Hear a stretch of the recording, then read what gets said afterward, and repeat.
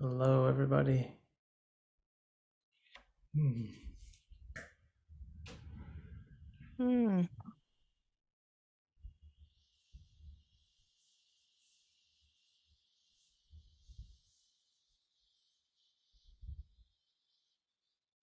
Mm. We hope you're all well enough, good enough.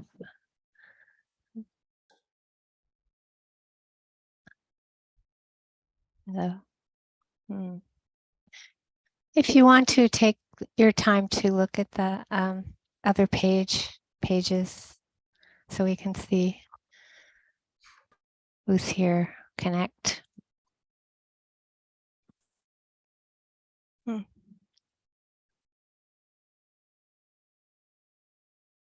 Mm.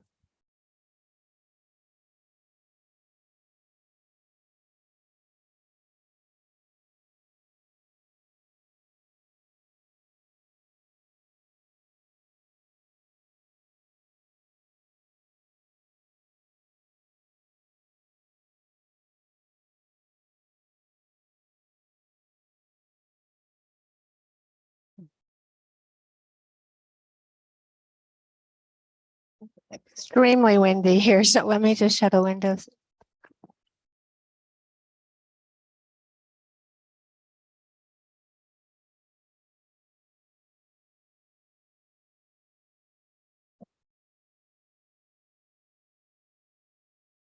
Well, I didn't blow away yet, so here I am.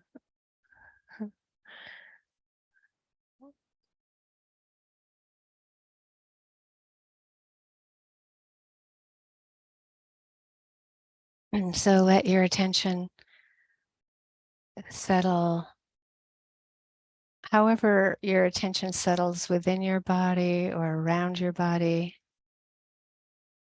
the space around your body.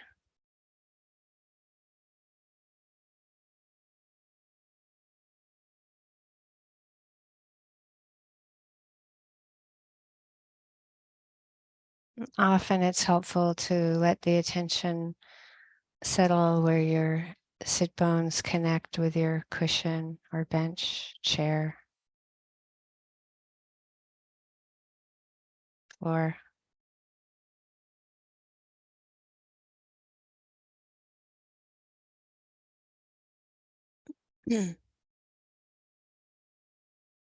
And often there's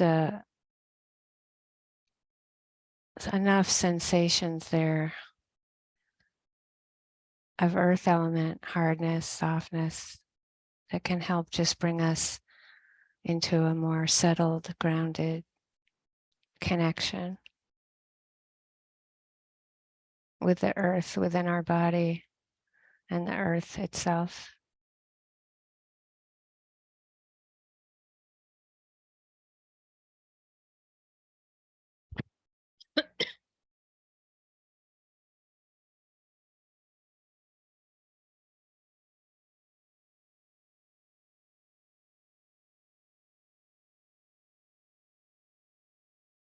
And just notice the settling in within our skin,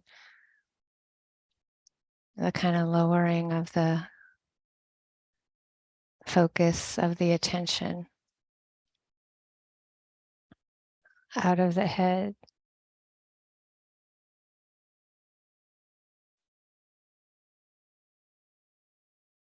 And sometimes in that way, when we connect with hearing, it's not just coming from the head area. There's a groundedness with the hearing.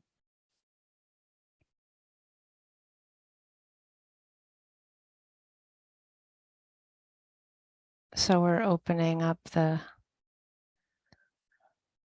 attention, sometimes very vast and open.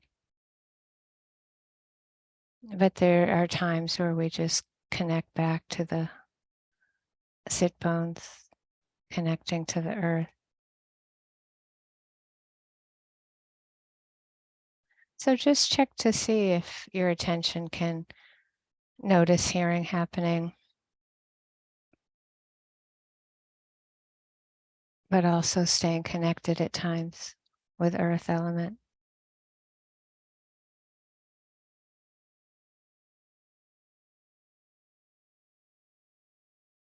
So we see if we can connect the attention with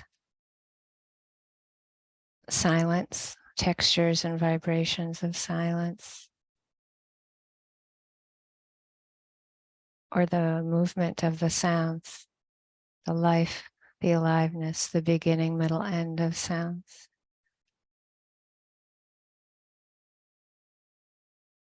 Sometimes they're so quick, we just notice the sounds ending.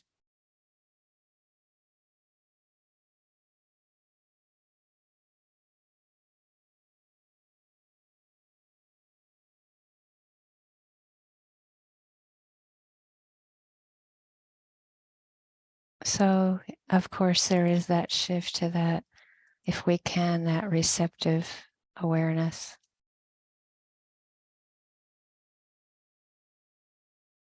And then shifting into this dimension of reality that's always there, the non-conceptual.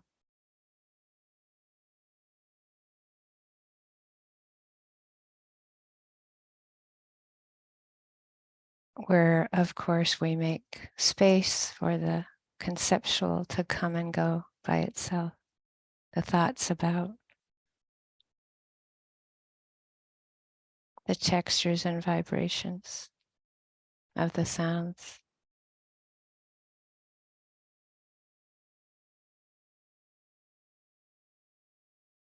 So it's allowing that process of thinking and coming back to the direct experience. We're receiving the sounds directly through the ear door,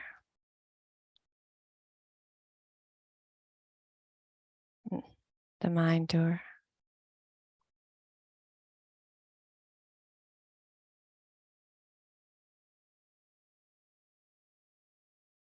And often this beginning with the vast open awareness, that field or pasture,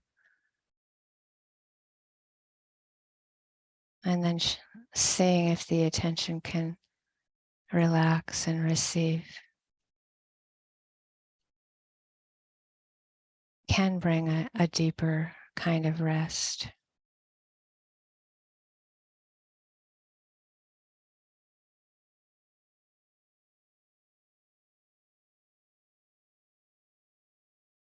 Just allowing, there's that allowing attention for things to really be just as they are, pleasant, unpleasant, neutral. That stream of change.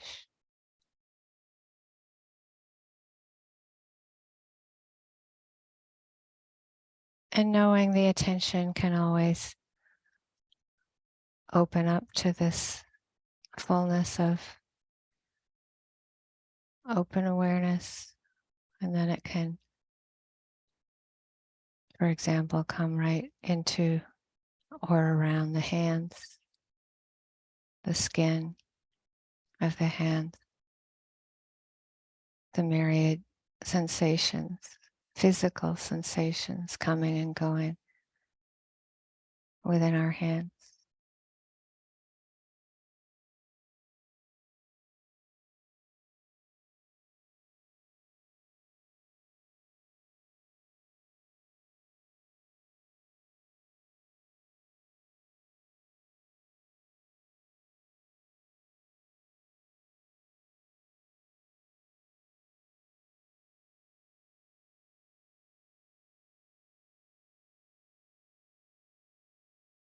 And you just notice what that's like, to open up the attention, to settle it back in.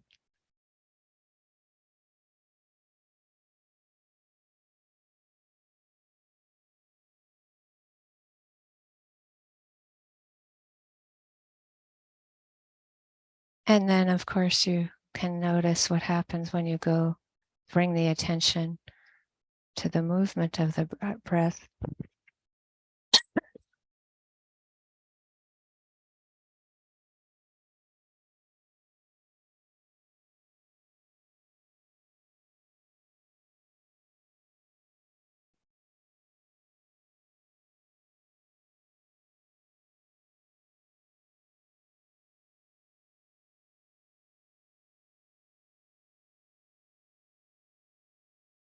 Noticing if there can be that allowing to not know what's going to happen next.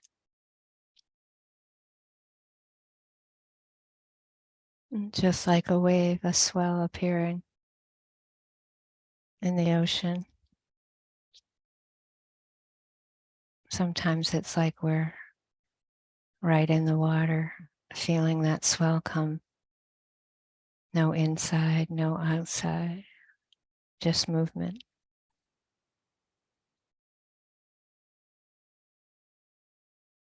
This aliveness of air element mixing with earth element.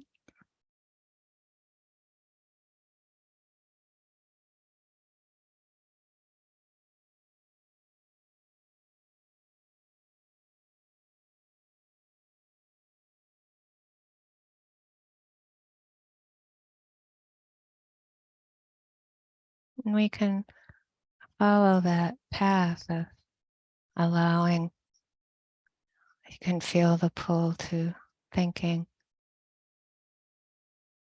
The thought comes and goes by itself.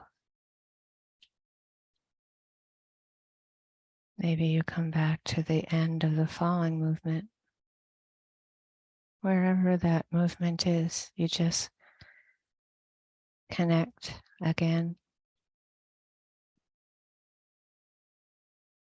No problem, no struggle.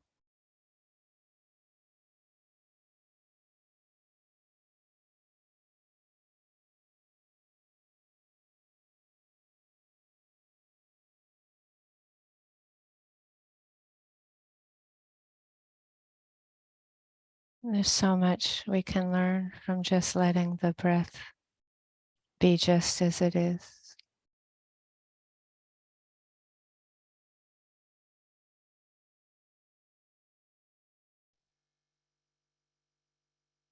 And our relationship with the breath be just as it is.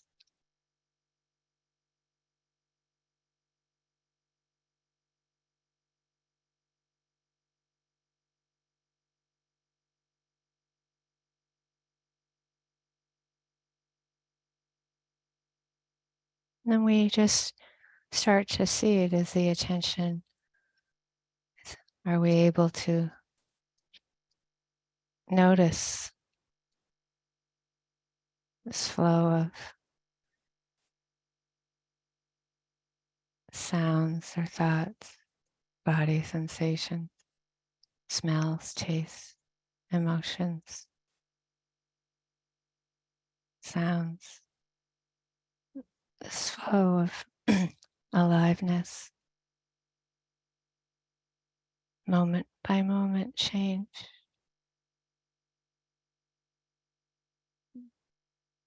It's like the attention jumps into that or drops into the stream or that flow of change.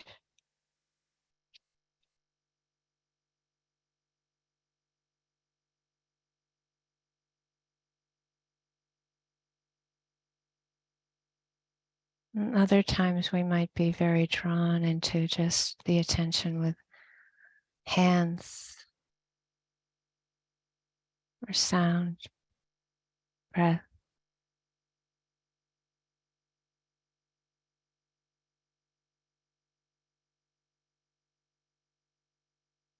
And it will change.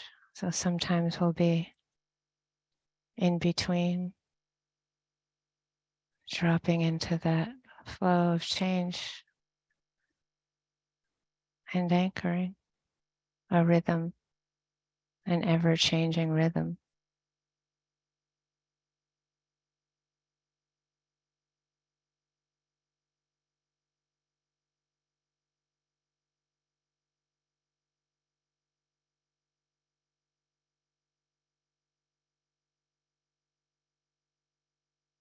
And remembering at times that whatever appears, we can have a relationship with the allowing, kindness, tenderness, care,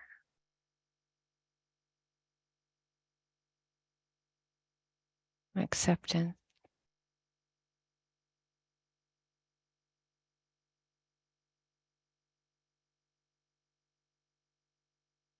knowing that whatever appears, this is not me, this is not I, this is not mine.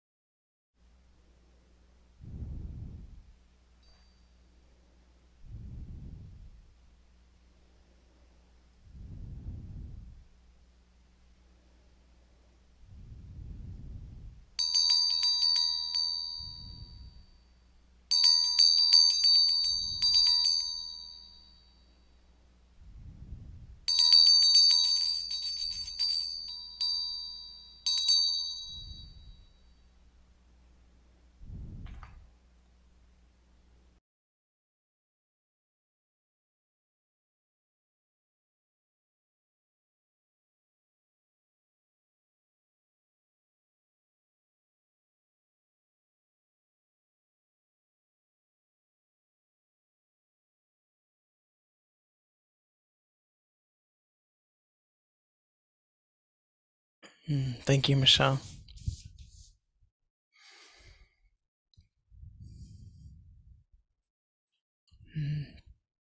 Good to see everybody again this week. I'm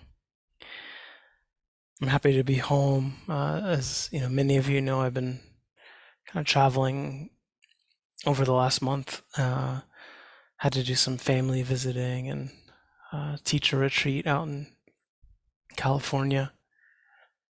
Just got home the other day, and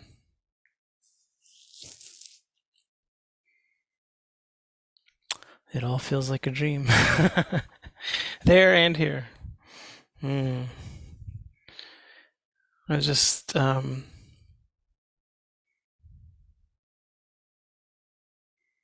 kind of reflecting on how interesting it was to teach at a new place that I'd never been to with another teacher who I really didn't know, very much at all.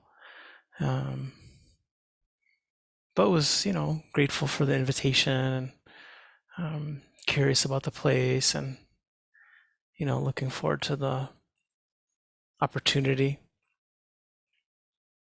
But I gave myself kind of a couple days beforehand and afterwards to sort of just get a little sense of the place and really try to kind of anchor myself a little bit in a relationship, with either people I knew or our own kind of tradition, in the area. And so I first went to visit a good friend who's an elder in the kind of indigenous community and, way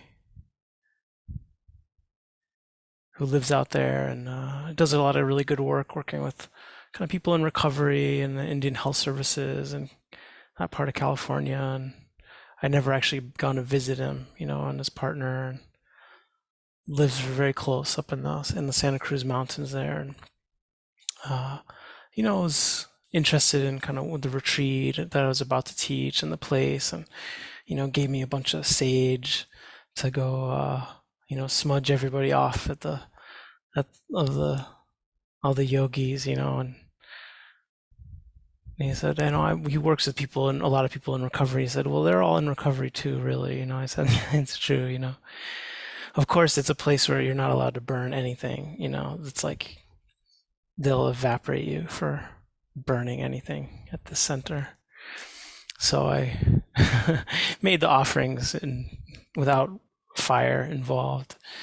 Uh, but it felt good to kind of just like get grounded in relationship, before coming into a new place and for a little perspective on the relationship of this center, to the land and the spirits and the community there. What is it? What might it be? And I had realized, I can't remember when I knew about this, but there's also a little monastery not too far either, um, of in the that was constructed and built for Tangpulu Sayadaw, who Michelle has some stories about, and Stephen, of course, as well. The method of walking meditation that we've been doing, over the past months, where we move the anchor from, primarily seeing to hearing to the body to lifting, moving, placing, stepping to metta or the mind, really kind of came from him and that sense of the kind of Burmese forest lineages, monastic lineages. And so he passed away some years ago, but I knew this monastery was still there and wanted to visit. And again, just kind of going into a situation that I wasn't familiar with, to have a kind of reconnect with our lineage, and something that felt, closer to heart, more had a kind of Dhamma integrity, So I drove up into the mountains and near Boulder Creek, big basin outside of Santa Cruz. And I made it there, and um, no one was there.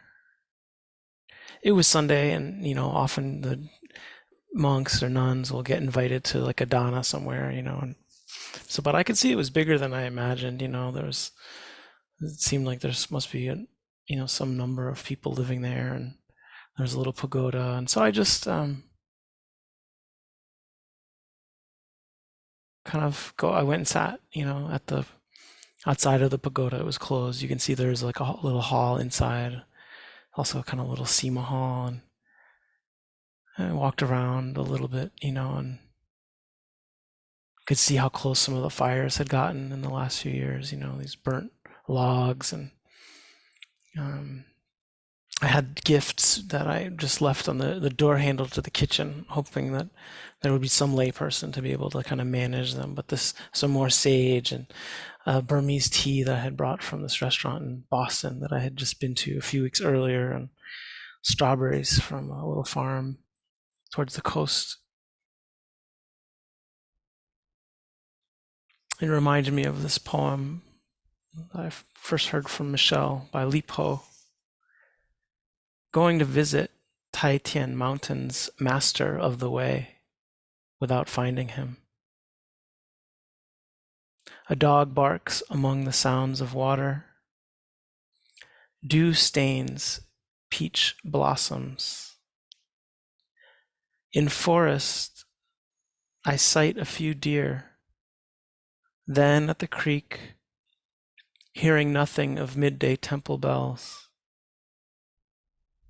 Wild bamboo parts blue haze. A stream hangs in flight beneath emerald peaks. No one knows where you've gone. Still, for rest, I've found 2 or 3 pines.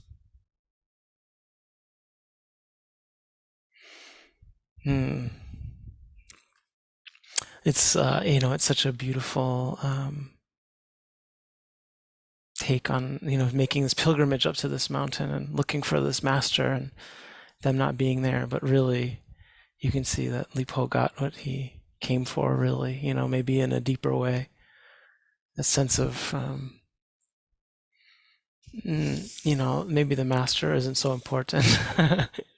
And that to settle into a space, especially maybe one that is cared for, protected, has a kind of vibe of quietude. But even so, this idea that it doesn't matter what the conditions that you find yourselves in, the success or failure of the mission, that you can settle in to the reality of it, the having this sort of beautiful quality of mind, appreciating, the stream and the deer and the forest and the lack of temple bells and the emptiness, this experience really of, it seems like a joke about non-self in some ways, seeing the master not being there, Lipo being there, but the entire composition of self is really just made up of these sights and sounds and smells and sensory experiences. It's very clean. It's very restful, peaceful in a very beautiful, insightful way.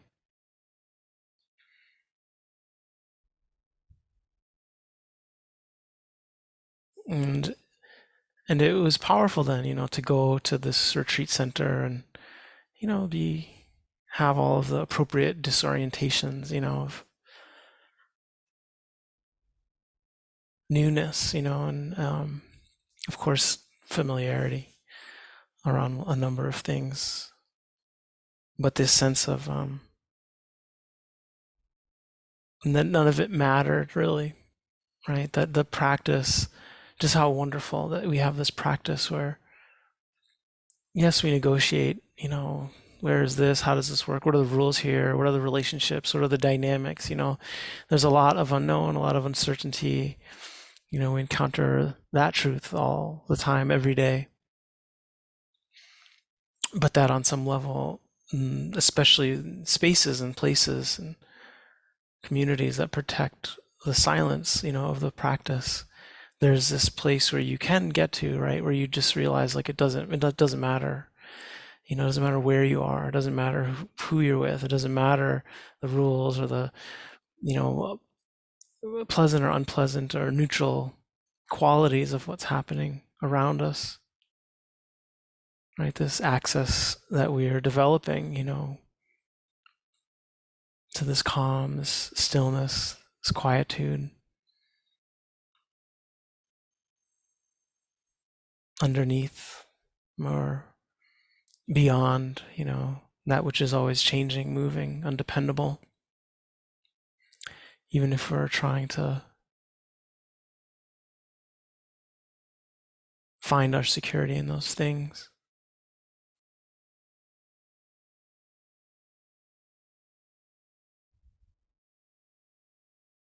But of course, it's like, oh, teaching and this, like, it's a wonderful range of yogis who've been sitting forever, and ones who it was like their first retreat and had barely sat, and uh, that familiar range, of excitement and frustration and confusion and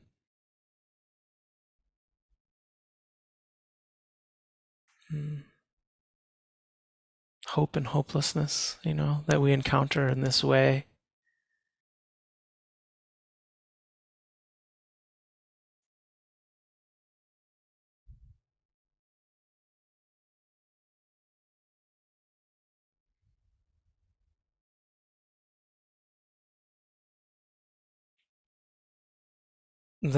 I know some months ago, I told a story when I was up in British Columbia about not really much of a story, just a thing I had seen of the seal out in the water that had managed to find a stone to lie on, and it was just high enough to keep it above the water, even at high tide. And then really wasn't until really low tide that it was unprotected and needed to, jump off its rock and go get back into the water. And that it wasn't like a perfect refuge, but it was something. It was well protected, considering the changing nature of things and the sense of the practice being like that, the Dhamma being like that, even though we recognize, the Buddha, Dhamma, Sangha, we talk about them as refuges, the three refuges, but it's also very clear that, they're not ultimate refuges. They're also changing, impermanent, undependable. The Buddha had a life and we would say passed away, the technically would say he entered parinibbana, like not existing, not existing, there was no identification left to die, or to keep existing. But basically you could say he died a long time ago, So that's like, well, that's still impermanent, The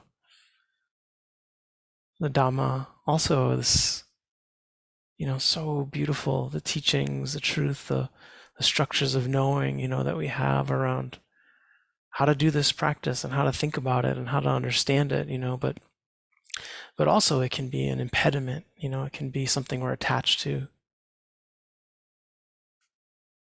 I remember a beautiful time Sayadaw Ulakana at Chazwa Monastery was telling us about a yogi who he was working with, a Westerner who had come to visit outside of our retreat and spent a long time there practicing and was, really doing really well and had found this very powerful equanimity and was just relishing in this peace of mind, that he had attained and would spend a long time there. And at some point, Sayadaw realized that, he was attached to the Dhamma.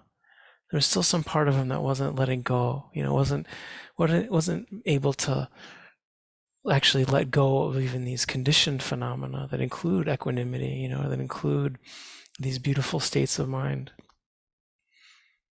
He was enthralled with the Dhamma, and It was keeping him from a deeper renunciation, a deeper surrender, a deeper peace. And of course, the Sangha needs no explanation of the undependable nature of community, of any human community that we've ever been a part of or could conceive of, difficult, very beautiful, worthwhile our effort, but and yet, so while these things may be ultimately undependable, we see the beauty of them. We see the beauty of that kind of refuge, of the security of a group of people who do come together around, something beautiful and wholesome and supportive, and trying to understand and protect the space, for this type of quietude and practice. The beauty of the Dhamma and how wonderful a tradition and the teachings are.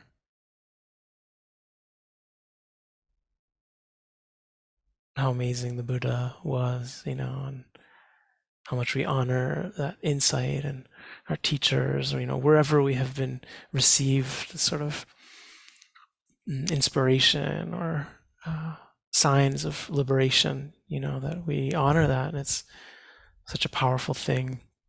The Buddha recognized this. He talked very explicitly, we've created this raft. If you were to create a raft, you came to some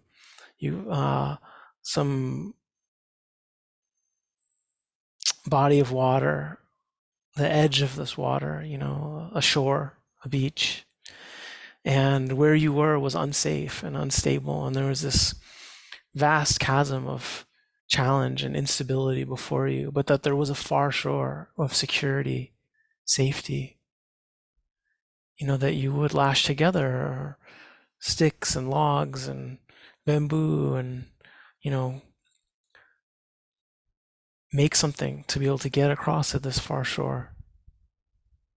And that's necessary. We need that. We need these structures, these supportive conditions to be able to do that. But that once you get to the far shore, it would be silly to try to carry this raft around with you. It's unnecessary. It's a burden.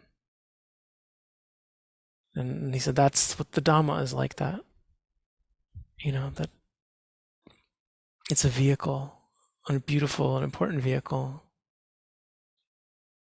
but in and of itself is not liberation, is not the truth, is not freedom in and of itself. And so that it was so funny to have seen this seal who found a pretty decent raft, and then I went in Santa Cruz after the retreat was over. I was taking a walk along the coast, and there's lots of surfers out there all the time, and there was this otter who had commandeered this person's surfboard, and it was jumping on this board and trying to take it from this person. I couldn't tell, it's a little far, but you could see it was very animated. And so the person kind of left the board alone, and this otter would get on it, but it was not very stable, and so the otter kept sort of sliding off and coming back in the water and jumping back on the board, and the waves would come and it would start to the board would start to, catch the wave, and the otter would jump off. And I was there for 20 minutes watching this. It must have gone on for quite a while. And the people, was no one had ever seen anything like this, I was like, is this normal? You have to negotiate with the otters your surfing time. But amazing to see that kind of unstable raft be clamored over, and fought over, and how much, well, it felt playful, it was fun to see. But also just that, also if we really were looking for stability, if we really were looking for a refuge, what an inappropriate raft really that would have been, the dukkha of that, the instability of that.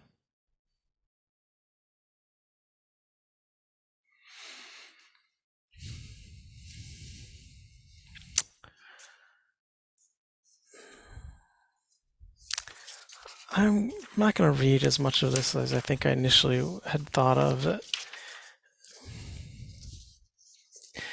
Along these lines, of like the self as this raft that we try to create, something I've been kind of talking about a little bit recently. That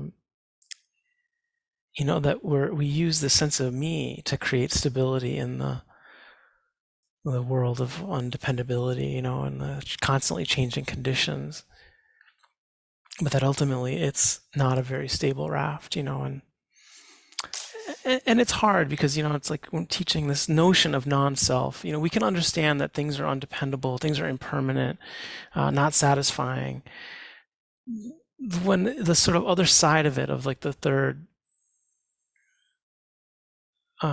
aspect of things, of like not having a core self, comes, it often just adds this level of like kind of intellectual conundrum around it, also like striving. Yeah. And so this happened, on the retreat, of course, as always, with like some folks just kind of like frustrated by it, curious about it, not understanding the notion of non-self, or like so wanting some experience where the self kind of disintegrates, and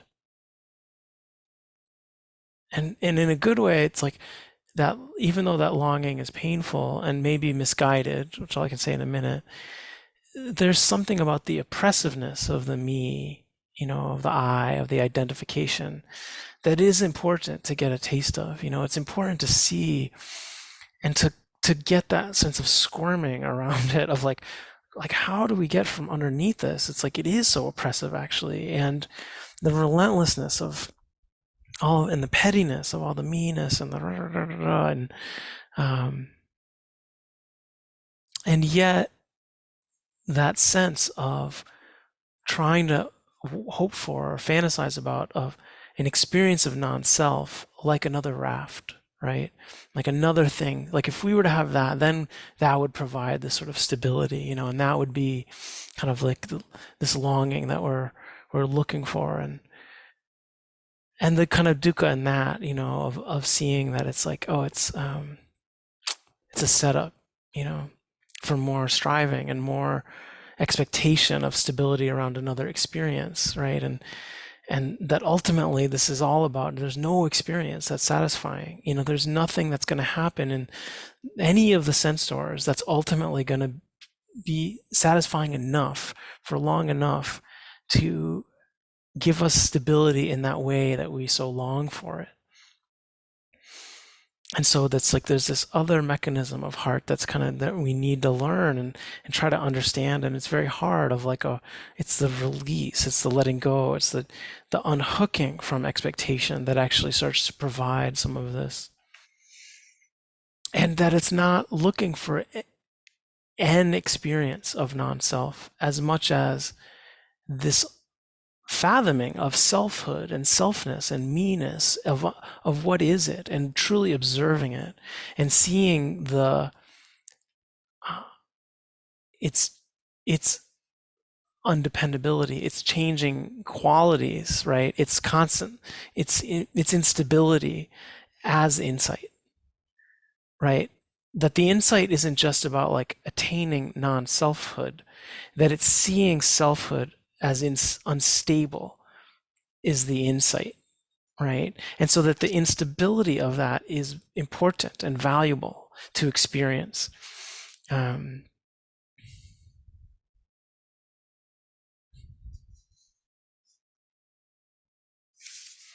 and the Buddha talked about it a lot.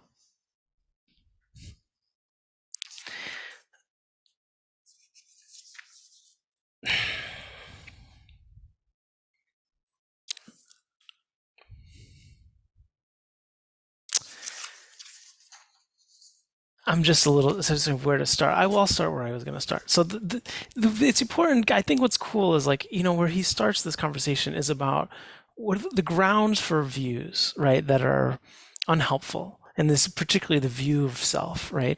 And he talks of the primary, it's like whether a person has seen noble ones or not, or seen good people or not, is like ultimately, and been in relationship with them, is the grounds for the sort of more stable or less stable views.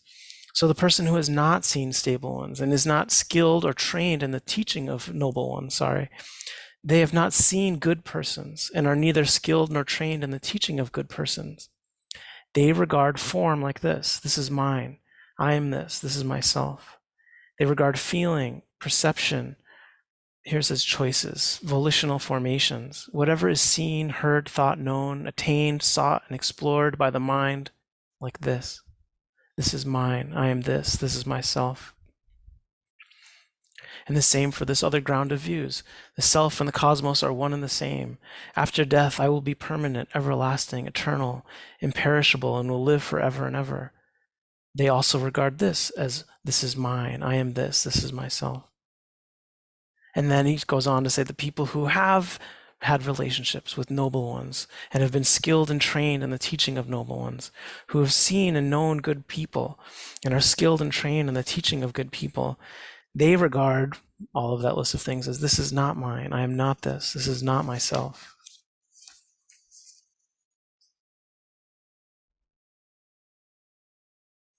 Seeing in this way, they're not anxious about what doesn't exist. And some little mendicant is like, wait, sir, can there be anxiety about what doesn't exist? Yes, there can, mendicant.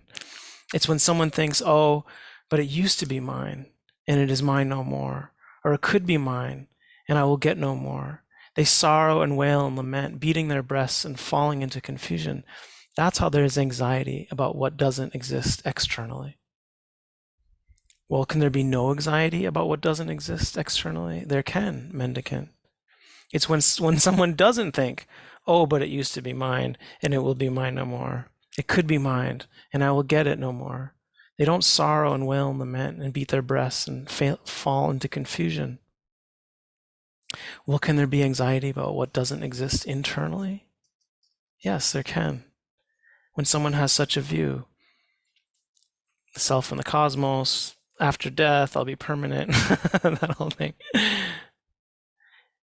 When they hear the realized one or their disciple teaching Dhamma for the uprooting of all grounds, fixations, obsessions, instances, and underlying tendencies regarding views, for the stilling of all activities, the letting go of all attachment, the ending of craving, fading away, cessation, extinguishment, they think to themselves, whoa, I'm going to be annihilated and destroyed. I won't exist anymore.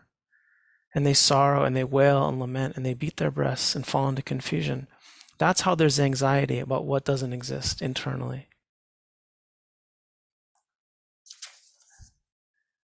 And is there no anxiety for which doesn't exist internally? Yes, of course. The people who don't do that. Mendicant, it would make sense to be possessive about something that's permanent, everlasting, eternal, imperishable, and will last forever. I mean, the Buddha, it's this, I love the sense of like, it would make sense to be possessive about something that's permanent, everlasting, eternal, imperishable, and will last forever and ever, internally or externally. But do you see any such possession? No, sir. Good. Because I also can't see such a thing. It would make sense to grasp at a doctrine of self that doesn't give rise to sorrow, lamentation, pain, sadness, and distress. But do you see any such doctrine? No. Neither do I. And he goes on. What do you think, mendicants? Is form permanent or impermanent? Impermanent, sir. But if it's impermanent, is it suffering or happiness? Suffering. If it's impermanent, suffering, and perishable, is it fit to be regarded, this is mine, I am this is myself? No. What do you think, mendicants? Is feeling, perception, choices, consciousness, are they permanent or impermanent? Impermanent. Is it suffering or happiness? Suffering. Is it fit to be regarded, I am this is myself? No. So you should truly see any kind of form at all, past, future, present, internal, external, coarse or fine, inferior or superior, far or near, all form with right understanding. This is not mine. I am not this. This is not myself. As well as any kind of feeling, perception, choices, consciousness. all of it with that same. In this way, a learned disciple grows disillusioned with form, feeling, perception, choices, consciousness. Being disillusioned, desire fades away.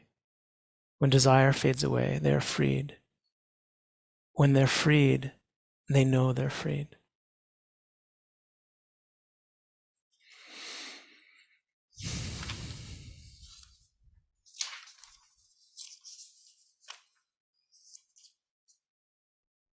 So, mendicants, give up what isn't yours. Giving it up will be for your lasting welfare and happiness. And what isn't yours, form isn't yours. Give it up. Feeling, perception, choices, consciousness, they aren't yours. Give them up. Giving them up will be for your lasting welfare and happiness.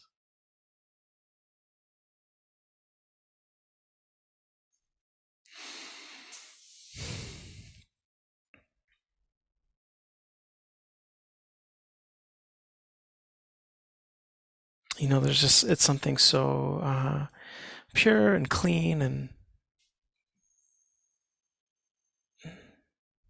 logical, and very reasonable about it. And not like so logical that it feels disconnected, right, from the body, from the heart, from the experience of being and being human and the hardship of that and the agony of that, right? But there is also this sense where it also makes sense as much as it's related to the senses. It's like just give up what isn't yours. How easy does that sound?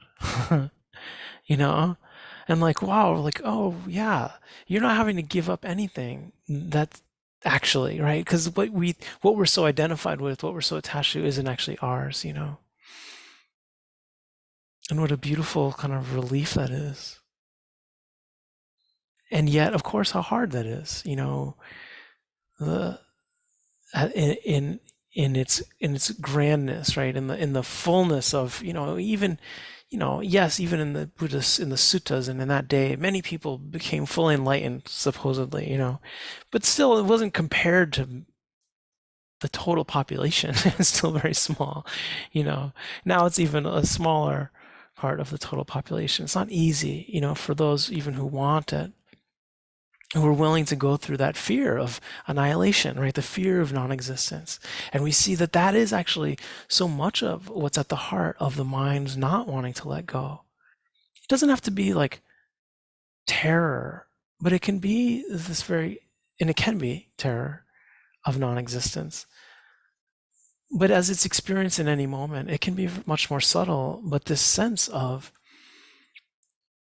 not trusting reality to just play itself out without our controlling it, without our managing it, without this raft, right, of ourself that we're trying to always be constructing and reconstructing.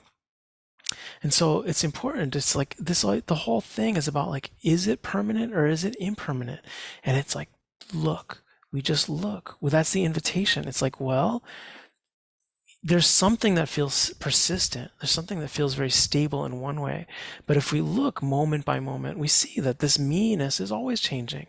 It's happy, it's sad, it's content, it's discontent. It's thinking about this, it's thinking about that. There's this sense of the restlessness underneath it, the changeability, this sense of what is identified as mine, me, and self changes moment to moment. And just that, the inconsistency of it is the evidence of its non-coherence, right? Of its not stability, of its not essenceness, its lack of essenceness. And that's enough, right? That's enough to witness that and to start this process of disenchantment, of relief, of letting go, of all these like beautiful invitations that the Buddha offers. Right, that it does have to come through this disenchantment. And the disenchantment usually does come through some degree of unpleasantness, of overwhelm, of frustration with the mind, where it's like this unhooking of expectation, of thinking it could be some perfect way that we want it to be, when it isn't even anything in and of itself, and how important it is to Just be willing to go through the instability of me-ness in order to get to that place of disenchantment, of release, of letting go.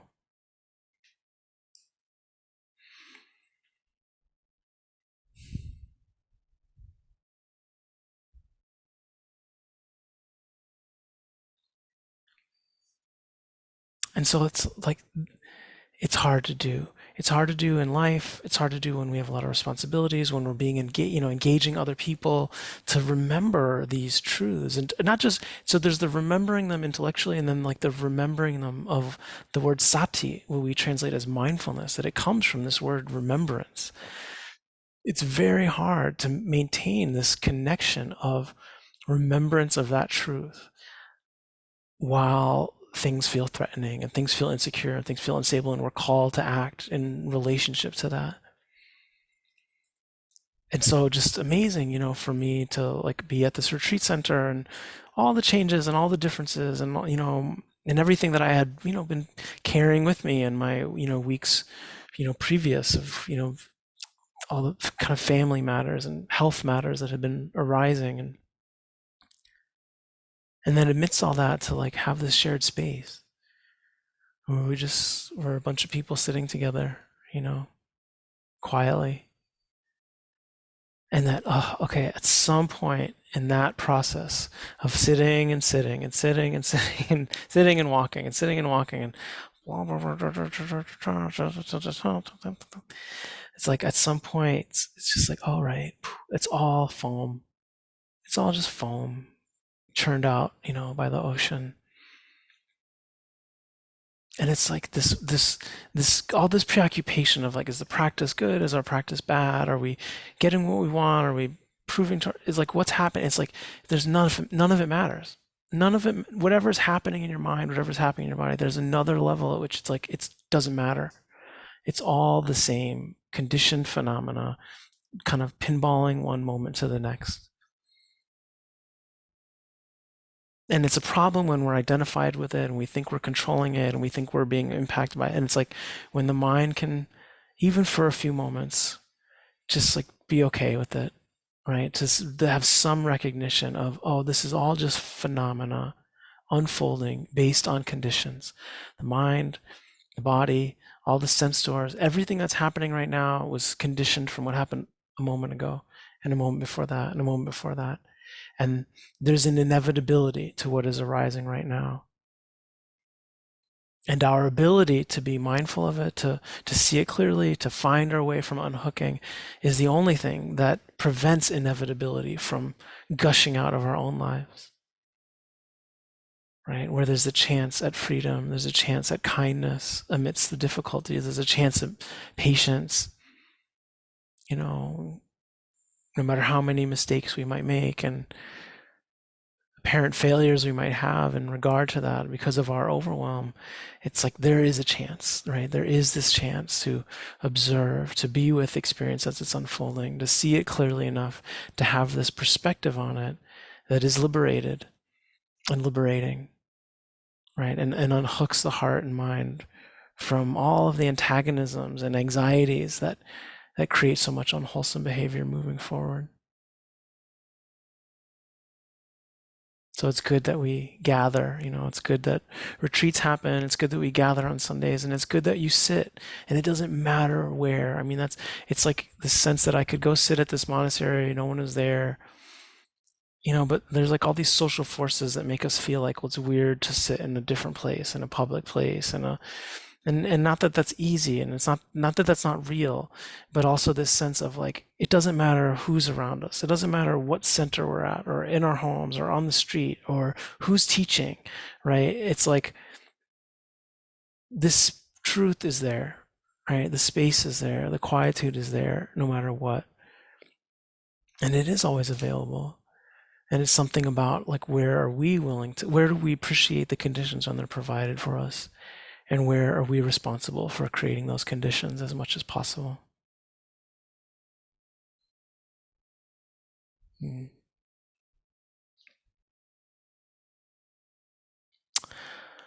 So I think that's all I'll offer for today. And We do have a little time if anyone has any questions about your practice that we might be able to help with, or instructions or the talk. And the way is to, at the bottom of your Zoom screen there's a reactions button that if you click on it, there's a raise hand option. You can raise your hand.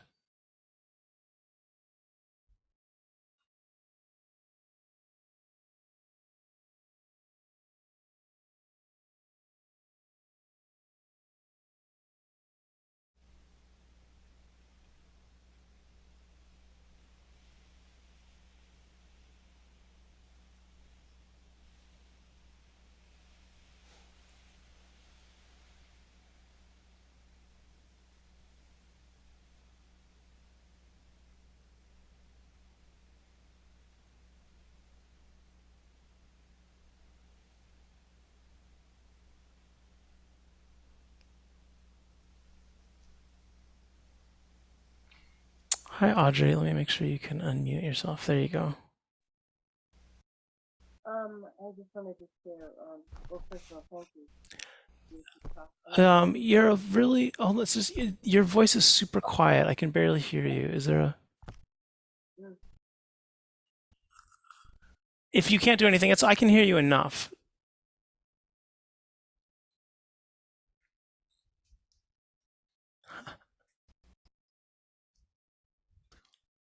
Can you hear me now? Enough. Let's just go with it. Well, anyway, it's my birthday today, and yay! So I'm so delighted to share it with the Canada. Really, really so beautiful to me that it falls on the face. But what I wanted to share was I was having this perfectly lovely day, sitting outside. It was so spacious, and all of a sudden I had this thought of what kind of how I should be spending my time because it's my birthday. And this giant weight just clumped down. I mean, it was so palpable. So I just wanted to share that, just the noticing of how heavy an impact that thought has on this delicate, beautiful moment. I've been appreciating it. It wasn't a bad thing, but it was just so palpable. Yeah, thank you. I don't know, Michelle, do you want to start? Yeah. No, just can you hear me? Yep. Yeah. Happy birthday. Yeah, and I think that birthdays can be a setup for just what you just described because there's so much energy going into thinking that it should be special in some way more than any other day. And I just see a lot of people suffer from that a lot. Like, um, I mean, luckily, people I know who practice have that sense of like seeing that, wanting it to be more special maybe than it is, and then being able to work with that wanting. So fortunately, you actually just saw it as one little thought. Well, that's what's so amazing, that you can go from such lightness of being to that weight of like feeling that it somehow should be different. I mean, it's perfect. I think that it's really deep for us, all of us. I see. Um, and then for those we care about, there'll also be the pressure for those we care about to create something that will be better or special or like, it's very intense. Just that's all I want to say about it. It's a lot of, it can be so much suffering, and it's just like sad, right? It's sad that we can turn into something kind of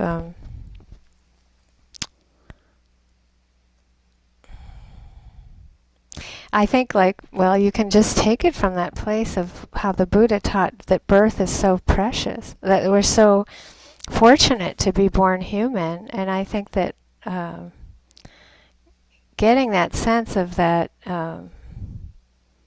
getting what we've received by just having birth and getting that chance, a pretty good chance, a pretty good chance.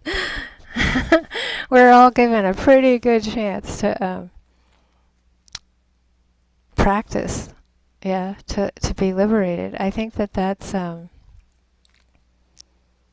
something to really be celebrated.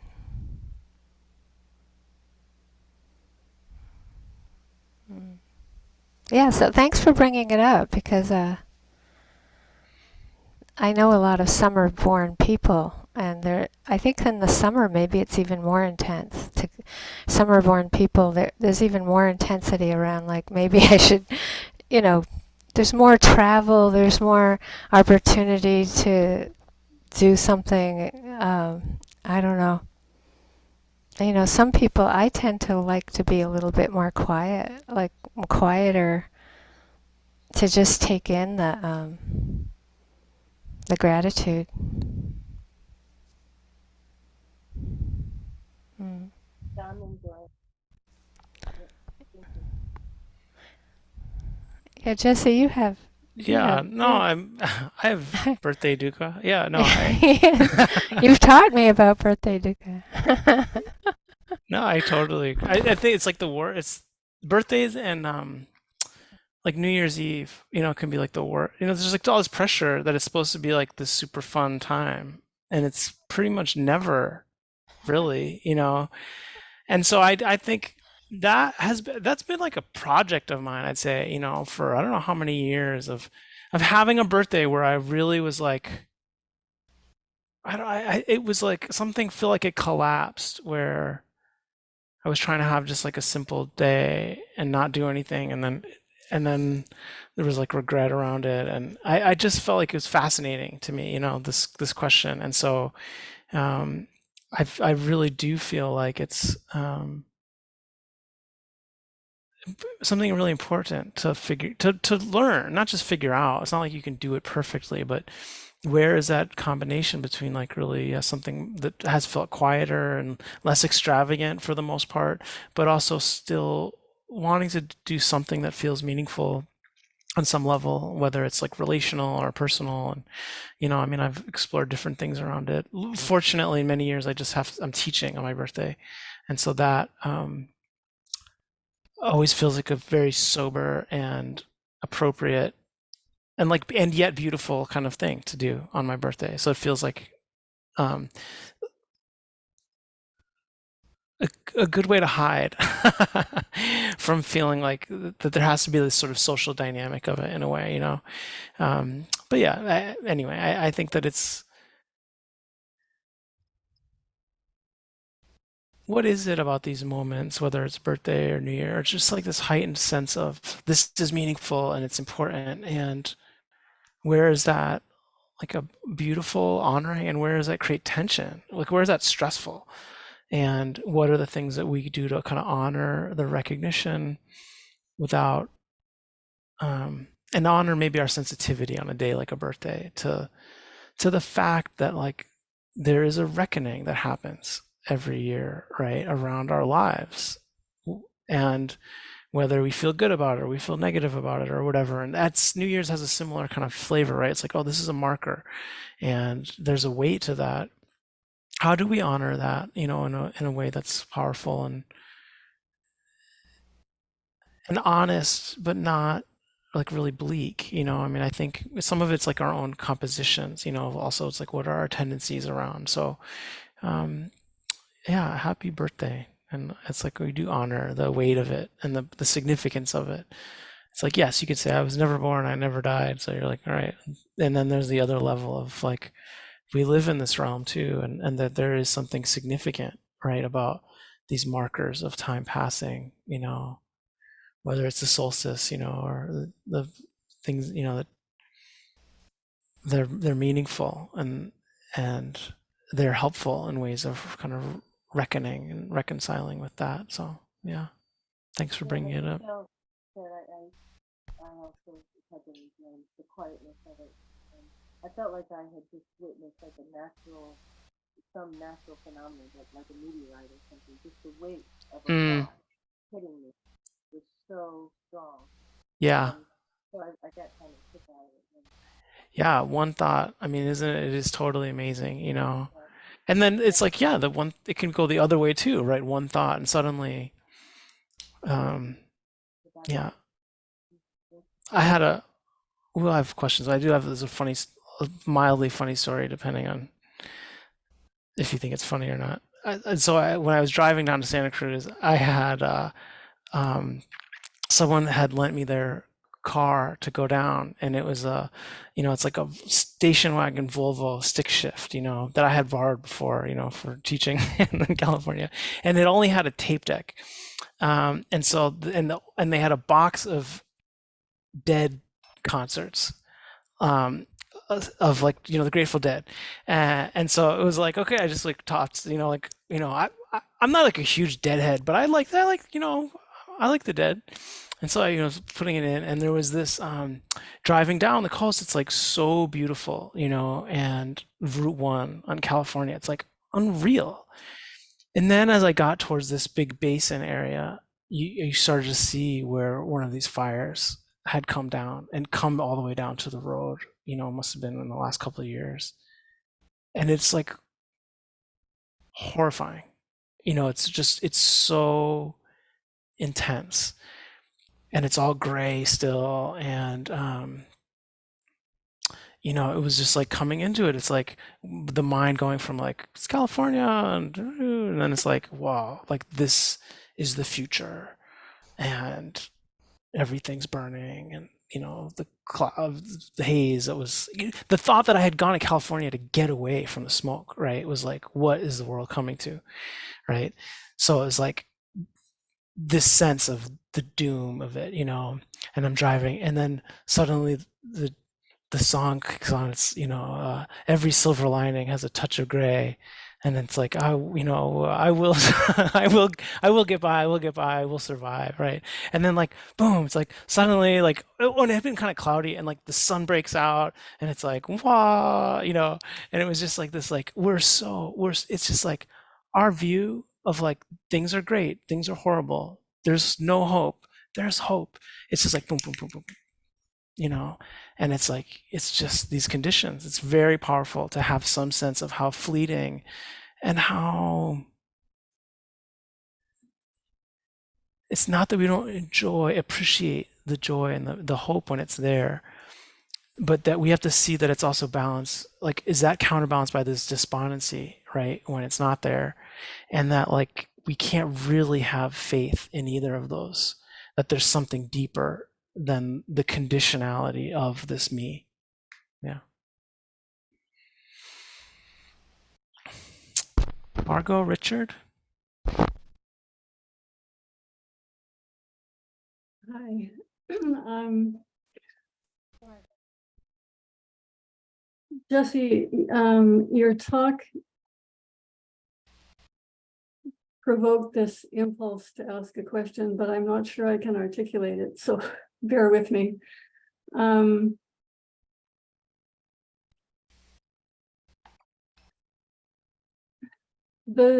So I see, well, the changeability and so on, and unreliability of the self is clear to me, whoever me is in that sentence. And when well, we lead a very quiet life. And so it's very easy for me to be kind of in a state of absorption a lot of the time, gardening, whatever. And when I'm sitting, there's really typically not very much happening in terms of thinking or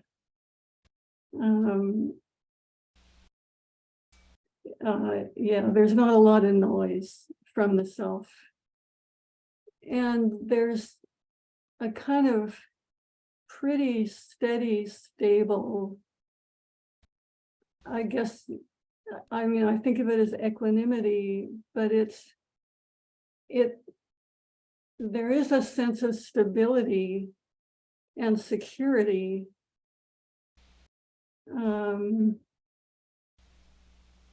and it's pleasant, but it's not intoxicatingly pleasant. And I'm just wondering, am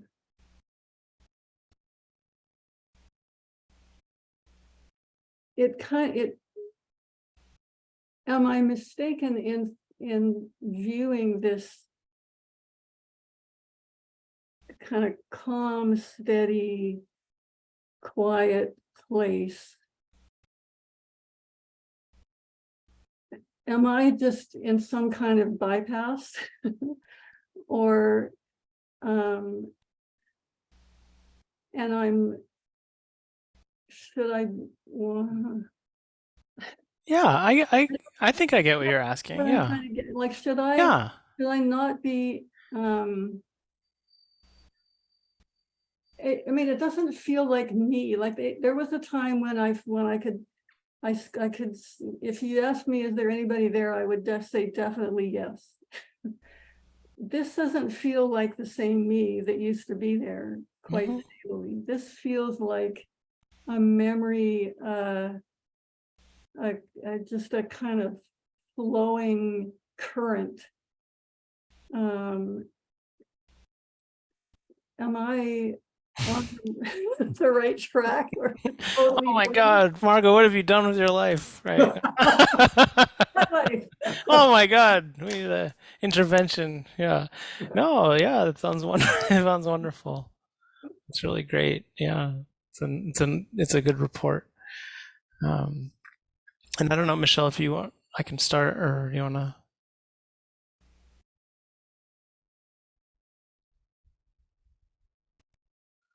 I I would say that I would say that um, it's important not to ever do anything really like a strong intervention in these places. Like I think um, they're subtle, they're neutral or more neutral, and it's almost like sometimes there can be a very, very, very light touch depending on the motivation. So everything in this kind of a place depends on motivation in terms of any way you're even looking at it, right? Like that's what gets very interesting about it, and really important and significant, and that um,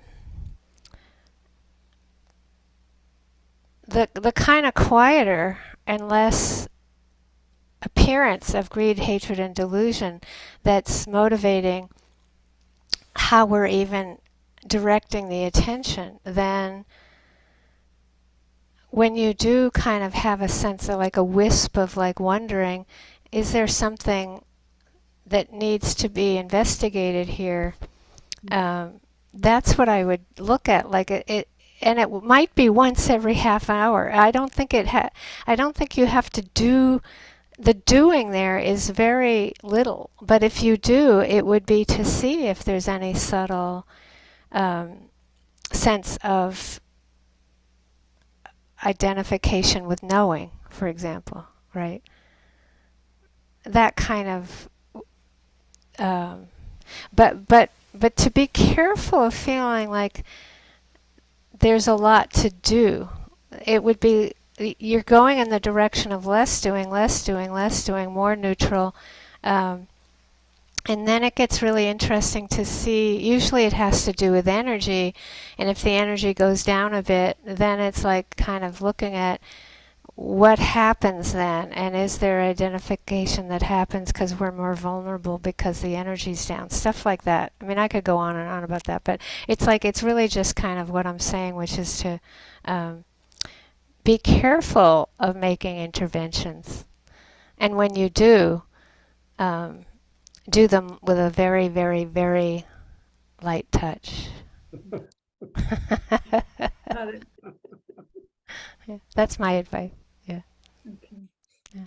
Thank you. Yeah. Yeah. Yeah, no, absolutely. I mean, I joke around, but it's It's beautiful to have access to, something that kind of subtle and quiet, and um, even, it's like the earnestness with which you want to be in relationship with the truth, right, comes through. So it's like I hear that, and I think it's beautiful, and you want to there that I think in general there's something important about the notion of spiritual bypassing, but also it can start to be a thing where it's like, you know, it's it's there are good feelings that can happen in practice, and you're describing something, on the more subtle realm of it, but there's beautiful concentration, and to pawn anything off as just bypassing is like, it's just not that you were doing that. I just want to, for everyone's sake, it's just like to be careful of that language or that tendency, or like the sense of like, you might be enjoying something and it's powerful and it's good, and does that mean that it is the ultimate truth? Well, maybe not, but that doesn't mean it's not appropriate and good, and that there isn't a lot to be learned there, so I think, definitely what Michelle said, everything of like, just, it's like you're just, what a good fortune to be able to, and good karma of your own to be able to, have this exploration right now of these spaces, and um, that subtle question should always be there, right? Of like, is there, what else? What might I not be seeing? And subtle, like Michelle is saying, like, not pushing, not striving, not self-doubting, not giving ourselves a hard time, but like, where's the genuine interest in seeing more closely, right? And yes, it would be essentially that the equanimity is a kind of stability, and provides like a beautiful raft. And there is also the truth that it is also arising and passing each moment, right? It's also momentary and conditioned, right? Because of conditions in your practice and your life, that there are things that are like, have allow for this to come, that are and just because it's conditioned doesn't mean that it's therefore like, oh well, that's conditioned. And like, it's like, no, yeah, this is the result of like effort and practice, and wisdom, insight, you know and always that question of like, okay, yeah, what else, what where do we just keep looking, that's all. Yeah, Michelle. Yeah, just one more little thing, which is I think there's not that many people who really want to be quiet. And you're quiet, like enjoy it while it lasts. Like just like in, the karma is there for it to be like that now, and just enjoy might be too strong a word, but it's like to be able to be quiet and then see what happens is the way, in that way. Yeah, it's a Yeah. tremendous gift. It's rare to get the opportunity to be quiet. It's not like it all just rolled out on a carpet at your feet. You had to like create the conditions for the quiet. Thank you both very much. Yeah. Like, I can see Jackie put the picture of that seal on the little chat there, and it's like, not going to give it a hard time for finding a little quiet. Molly? Oh, you have to unmute there. Let's see. Can you? Great.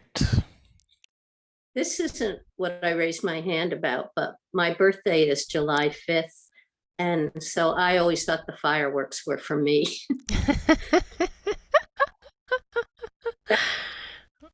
That's a very positive, very positive, very positive. This is me. This is mine. Is that right?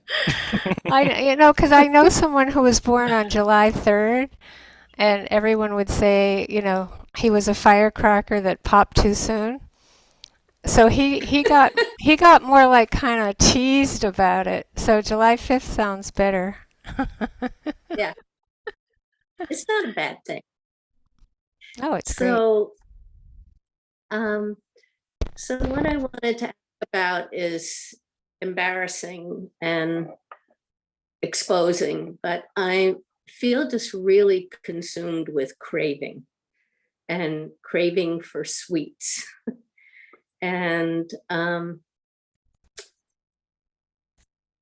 and just sort of like at this point in my life and this point in my practice, I can't tell you how many mindful eating classes and workshops and all of that. And um, I feel kind of despairing about it. Um, not all the time. And the other thing is, I love sweets, and I know that it doesn't last, but for me, it makes me pretty happy a certain amount of the time. Um, but I also know I'm not diabetic, but it's not the best thing for my health at 74. And so I'm struggling with that. And Michelle, you always say I'm a aversive type, and I try to convince you that I'm a greed type. But this is very, yeah. Well, may I say something in relationship to that? Because I Please. know I have a sense just from the last retreat and talking with you individually Mm, that it's been a hard time. And it's been a hard time. And I guess, I grew up with no normal food. Like I ate candy the first 5 or 6 years of my life. I used to make jump ropes out of red licorice. Like that's how much I ate candy. So I can't have a judgment about it. It was just like how I survived. But I did notice when I got COVID and the long COVID hit, so like that fatigue, that, that deadly fatigue, I started going to the bakery because, like, to get through the afternoon, if I didn't have like a pastry, like I wouldn't get through. Like that's how hard it was, and I just felt like, okay, how am I going to do this? And it's like, am I murdering somebody to like have a pastry, like or two? Or three, because it was so hard, And I now not everybody's going to reach for that, right? Like people have different ways of going through hard times, but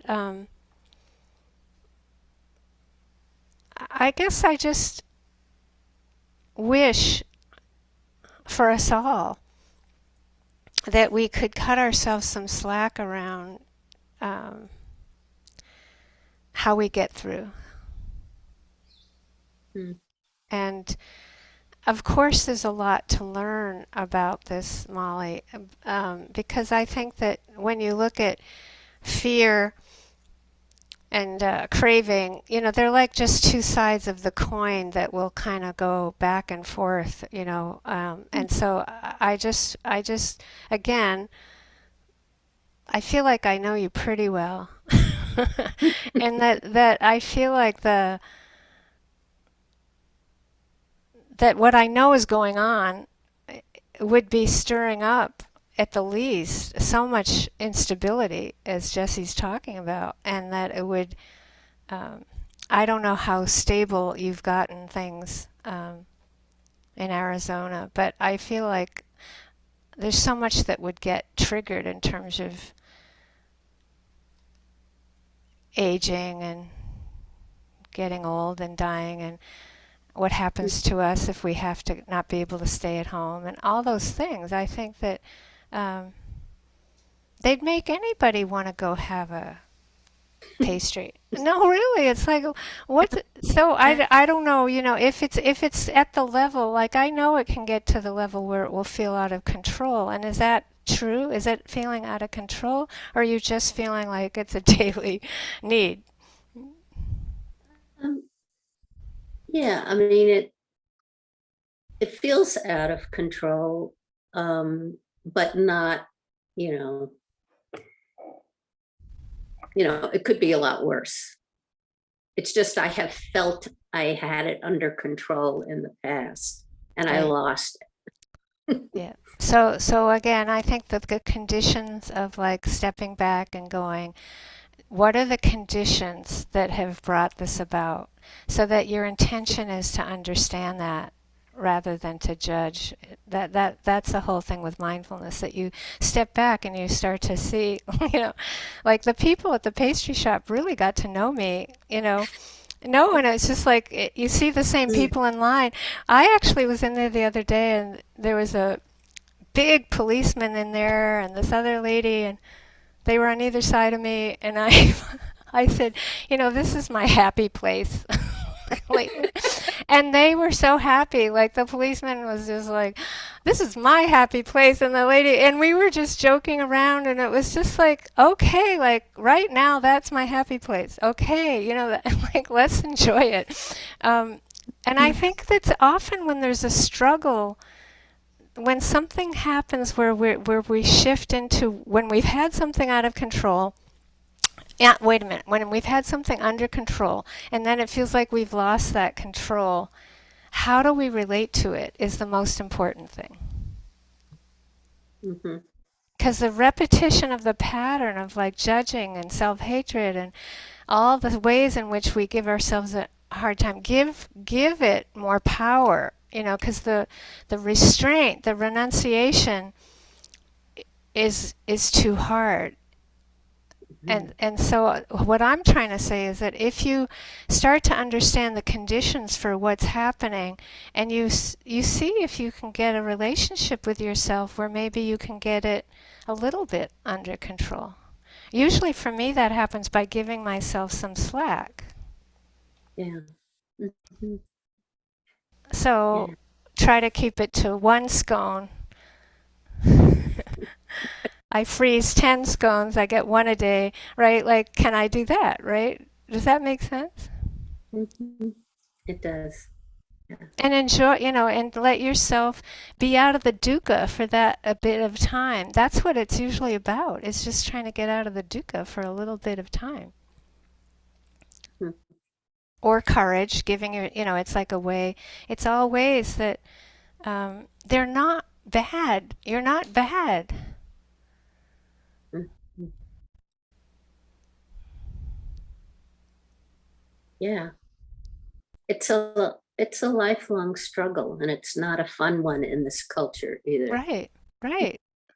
I get it. And That's why when I said this is my happy place, these two people were so grateful. I'm not playing it up to the point where it was like really meaningful. I'm not trying to make that a light thing. They Mhm. were really happy that I was genuinely I was genuinely I meant it. It wasn't like I was joking around.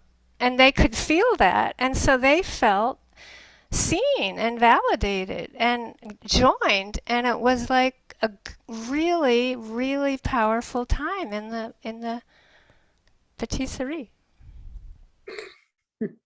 Yeah. Yeah. You need to feel joined there, not like judged. Mhm.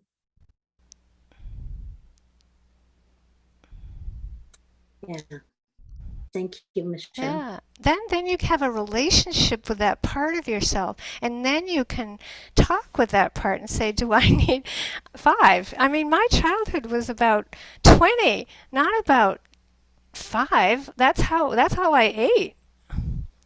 So, Mhm. do you see what I mean? That's not, I don't know how high you'd have to get for me to feel like you were out of control, which is a good thing. There's a good thing where it's like, golly, I just feel like, wow, people the New Age destroyed sugar, man.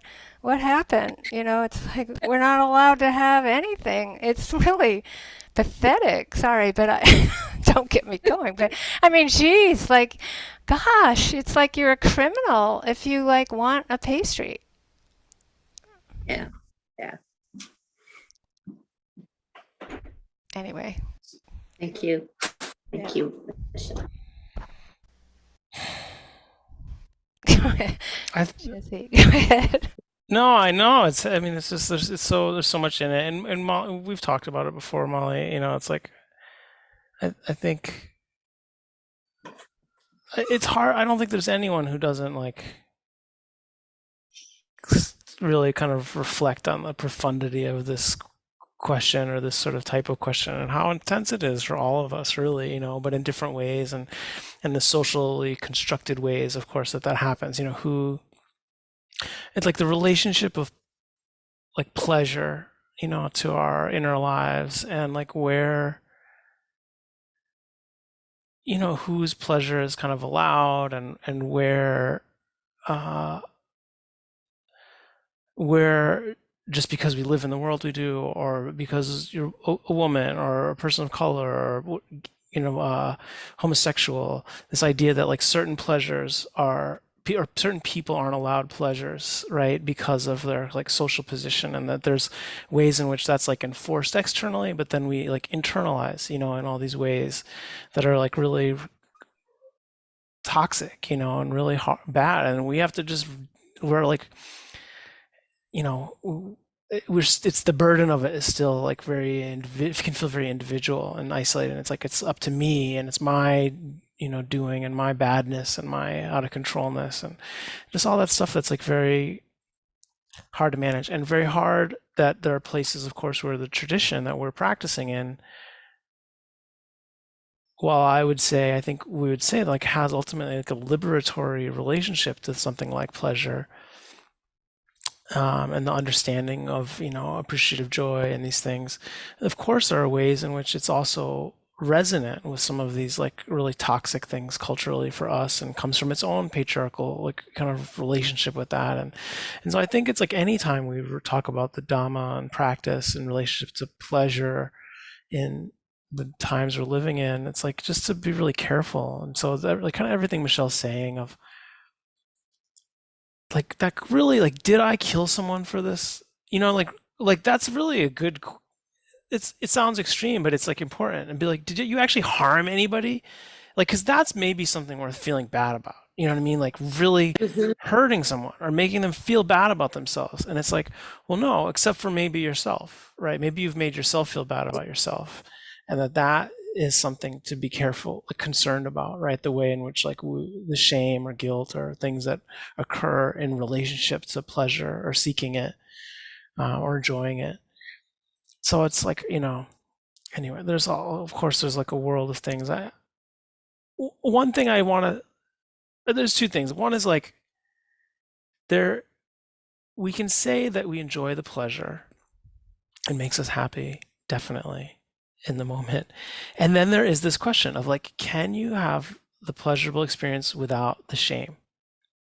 How entangled are those things?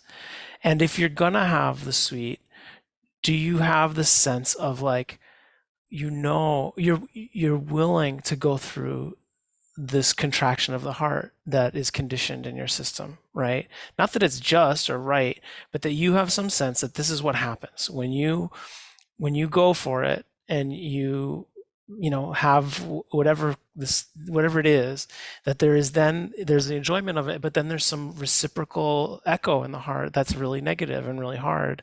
And are you willing to be able to be with that full experience with mindfulness, right? Of like watching the peak and the trough of these patterns, and just whatever you learn in that, like whatever we see in terms of identification, self-belief, that there is a lot to see, and there is something impersonal about it actually that's important, but it's hard to go through because it feels so identified with each part of it, you know, and so that it's like the hardest thing to try to practice with. And so it's like the carefulness, where do you just let yourself enjoy things and try to not give yourself a hard time about it, because it's like really not bad. You know, and I do want to say, I think there's this other thing, or I'll say for myself, it's like, it's not,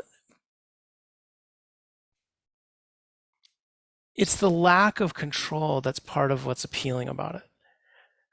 It, do you remember there was like this thing that it was like the Dalai Lama, this quote, you'd see it around. The Dalai Lama says, like, do all these things with your life. And I don't remember any of them except for the ones at the end. It was like, and eat with reckless abandon or something like that. And I didn't. I'm like, did the Dalai Lama really say that? I just, every time I see this thing, I'm like, I don't buy it. I don't buy that he said that, you know? So whether or not he did or not, this notion of like actually how this constant management of ourselves and controlling ourselves and like behaving the way we're supposed to behave and doing things the right way, that there's this part of us that longs for recklessness, like and particularly around food, where it's like, no, actually I don't want one scone. I actually want like a 5 minute experience of just like scarfing scones, right? There's something about the like wildness of it that is actually part of what we're longing for, not just the sweet or the pleasure of it. There's some like relief in the system of something uncontrolled and feeling untamed that is like both a relief and then also terrifying, right? That it's like this thing we're trying to manage and we're trying to like keep under lock, and you know, so I just feel like there is also something about a relationship with this aspect of ourself that is wilder, that doesn't want to be just managed all the time, that wants to be more reckless, but then also sees the ways in which that can be harmful. You know, I mean, sweets is like the least harmful way on one level, right? I mean, of course, if you're doing it to the degree that's actually physically dangerous to ourselves, but maybe it's anger, right, that we go toward to fill this or something else, you know, that, so just to see that ultimately it's the same pattern. And how do we relate to this sort of part of ourselves that's that doesn't want to be managed all the time, but at the same time we're afraid of and we don't have a good relationship with. And so it is ultimately just like, you know, as Michelle was saying, it's like, how do we build a relationship with it of like genuine interest in this animal that we're also like constantly in denial of or trying to repress? And it's like, oh, where do we find humor in it? Where do we find some love for that kind of wild creature that's in there? And don't feel like it needs to not stop existing in order for us to be the person we think we need to be, you know? And there's more to it, but yeah. There's something that You, Dix. that can you hear me? Mm-hmm. Yeah. That Marion Woodman was a great Yeah. I don't know what Jungian. Jungian analyst, but she said, how can we tame our instincts and still want to live? Mm. And I think that's so beautiful. It's just like, how do you like I mean, that's the whole thing with the Buddhist practice, is you're learning how to open to these forces within us that have been often crushed or unbridled damaging, and it's like to learn how to get a relationship with them and still want to live is the real question.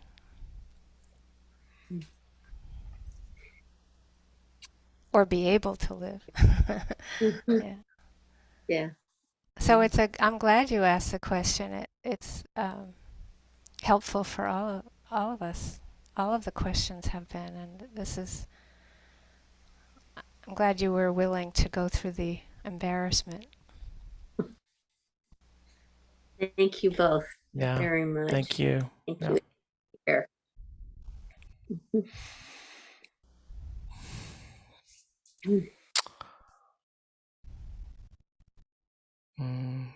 Well, thanks everybody. Take care. Thanks, Mona. We'll check out these images you sent. And there's a new little baby, Mia's baby. Oh.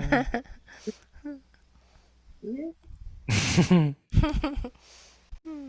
Ah, shy. Mm. All right. Take care, everyone. We'll see you next Sunday. Yeah. Aloha.